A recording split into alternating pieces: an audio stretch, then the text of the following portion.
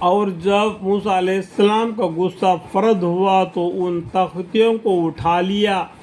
جب ان کا غصہ ختم ہو گیا موسیٰ علیہ السلام کا، اس سے پہلے جتنا قصہ تھا ہم نے آپ کو پڑھ کر سنایا، آپ کو بھی سمجھ میں آیا ہوگا کہ اس کے بعد میں غصہ ٹھنڈا ہونے کے بعد میں جو موسیٰ علیہ السلام پر نازل ہوئی تھی توریات کو اٹھا لیا، تختوں کو، اور ان کے مضامین میں ان لوگوں کے لیے جو اپنے رب سے ڈرتے تھے ہدایت اور رحمت تھی۔ جس طریقے سے قرآن کے اندر ہمارے لیے ہدایت اور رحمت ہے، اسی طریقے سے وہ توریات میں بھی ماننے والوں کے لیے ہدایت اور رحمت تھی۔ اللہ سے بندے کے ڈرے اور پیغمبر پر ایمان لائے، اور جو وہی نازل ہوگی اس کے پڑھے اور عمل کرے، اور ان کے مضامین میں ان لوگوں کے لیے جو اپنے رب سے ڈرتے تھے ہدایت اور رحمت تھی۔ اور موسیٰ علیہ السلام نے 70 آدمی اپنے قوم میں سے ہمارے وقت معین پر لانے کے لیے منتخب کیے، 70 آدمی ایمان لائے۔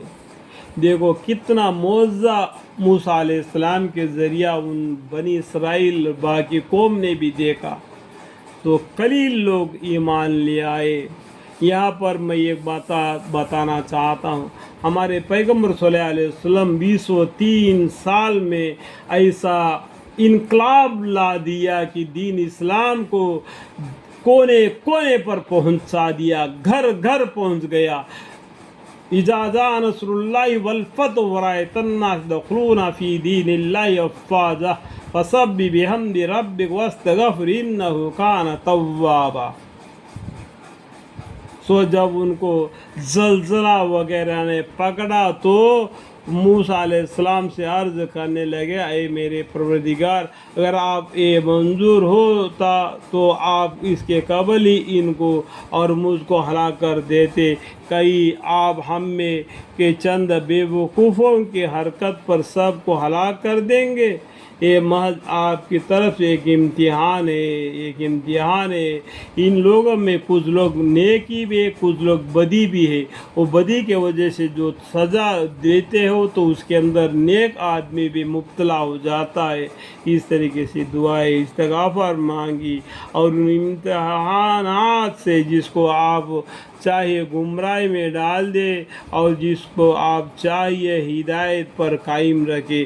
آپ ہی تو ہمارے خبر غیر ہے، اللہ ہی ہماری خبر رکھنے والا، جاننے والا، مہربانی کرنے والا، رزق دینے والا، چلنا پھرنا رہنا سہنا تک کا خبر کرنے والا کون ہے؟ اللہ تعالیٰ ہے۔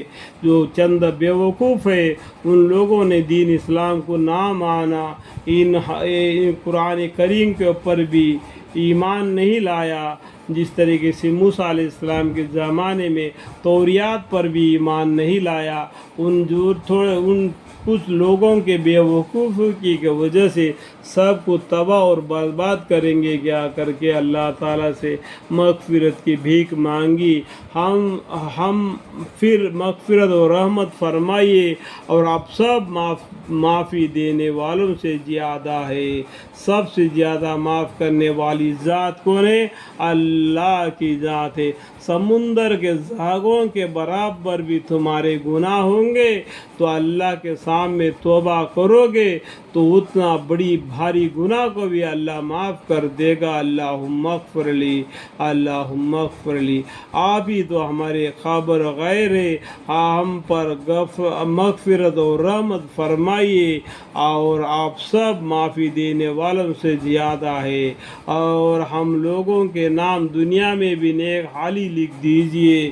تو انہوں نے اللہ سے دعا مانگی، اور ہم لوگوں کے نام دنیا میں بھی نیک حالی لکھ دیجئے۔ آج کیا ہو گیا کہ یہ آدھار کارڈ آ گئے۔ آدھار کارڈ سے مسلمان نہیں بلکہ دل سے ایمان لانا، سمجھ میں آیا بات؟ اور آخرت میں بھی ہم ایماندار بنا دے، دنیا میں بھی اور آخرت میں بھی۔ آدھار کارڈ کے ذریعہ مسلمان نہیں بنانا، آپ کے یہاں دفتر میں نام کے مسلمان نہیں بنانا بلکہ نیک نامی بتا دینا۔ اور ہم لوگوں کے نام دنیا میں بھی نیک حالی لکھ دیجئے، اور آخرت میں بھی ہم آپ کی طرف رجوع کرتے ہیں۔